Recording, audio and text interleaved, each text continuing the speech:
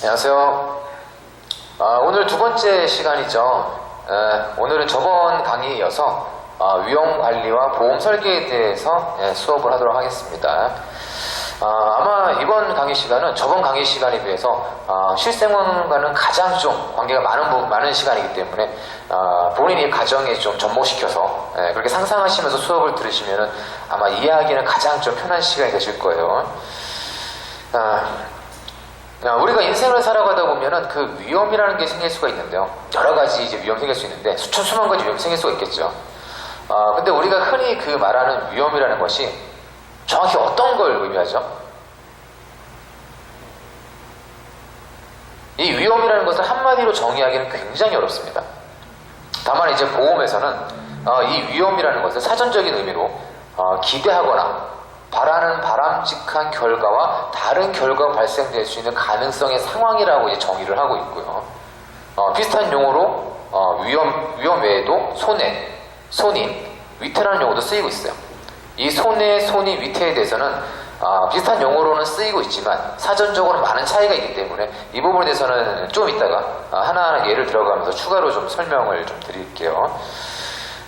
위험이라는 걸 대비해서 우리가 흔히 이제 보험이라는 걸 가입을 하게 되죠. 물론 이제 가정마다 차이는 있는데, 적게는 이제 몇만 원, 월남 몇만 원 정도 내시는 분도 있고, 여유가 있으신 분들은 월남 몇십만 원 내시는 분도 있고요. 일반 서민들은 이렇게 좀 만만한 금액은 아니죠, 사실은.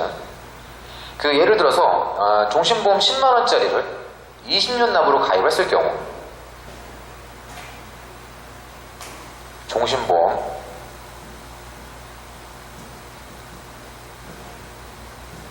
월납 10만원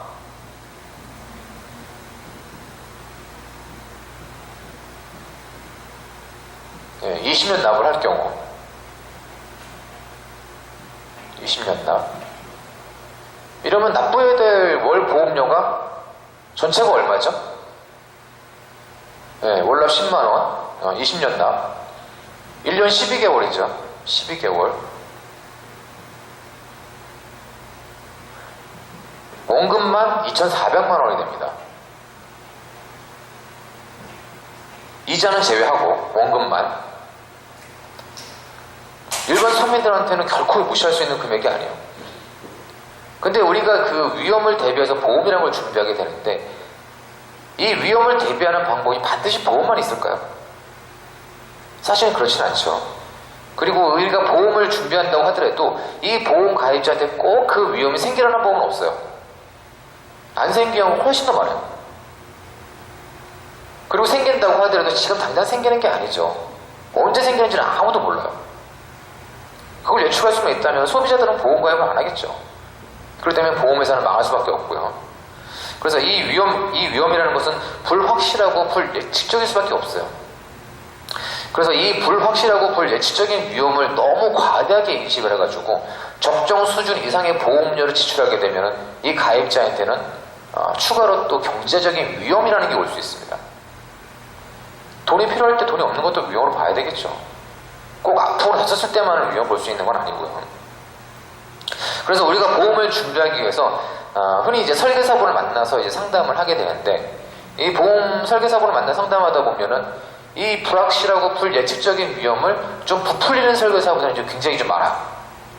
이 안 생길 수 있는 위험이 꼭 생긴다고 얘기를 하고 생겨도 지금 당장 생긴다고 이제 겁을 주죠. 그러면서 그 비싼 종신보험, CI보험, 암보험, 건강보험, 실비보험, 상해보험 자꾸 이제 보험 가입을 유도를 해요. 그러게 되면 정작 소비자는 저축이나 투자를 못하게 되죠. 그래서 이런 설계사분들은 되도록이면 좀 피하는 게 좋습니다. 이 위험을 대비하는 방법이 반드시 보험만 있는 것은 아니고요. 일정 금액의 종잣돈을 갖고 있다면 이 종잣돈으로 충분히 위험을 대비할 수가 있겠죠.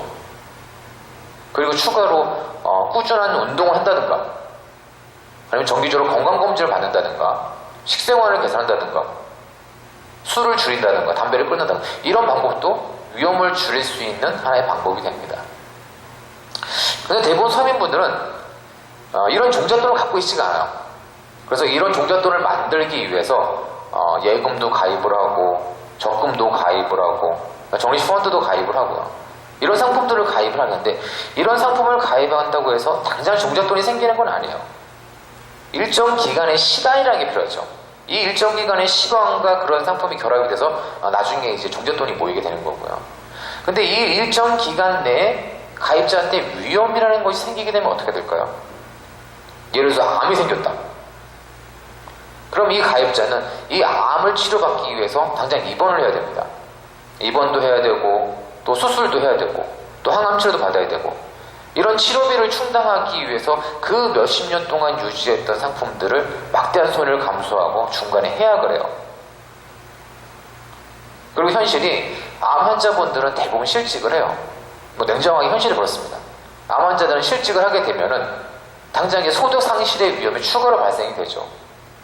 일을 못하니까 당장 실직하니까. 그리고 치료가 끝난 이후라도 뭐 식이요법이라든가 민간요법이라든가 경우에 따라서는 간병인을 고용할 수도 있겠죠.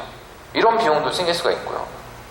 이런 상황에서 가입자한테 보험이란 안전장치가 없으면 어떻게 될까요? 한순간에 모든 게 무너질 수가 있는 거예요.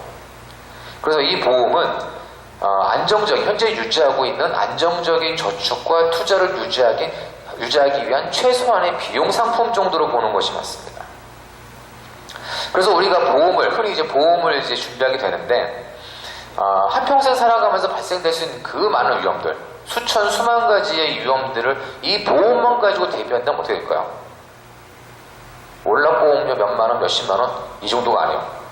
몇백만 원, 몇천만 원, 이렇게까지 금액이 올라갈 수가 있어요. 위험이 워낙 많으니까. 수만 가지니까.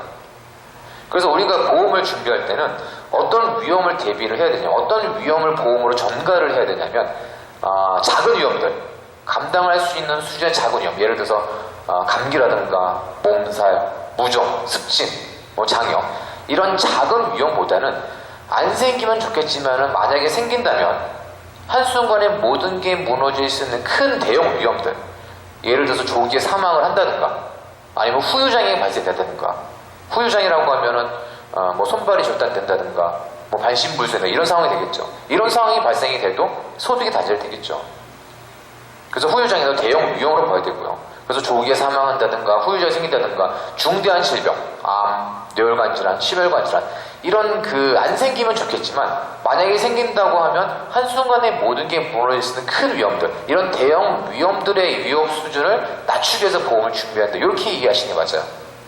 감당할 수 있는 수준의 작은 위험들, 감기라든가 몸살, 무좀, 습진, 장염, 이런 것들은 굳이 보험이 아니더라도 내 주머니도 충분히 대처가 가능합니다.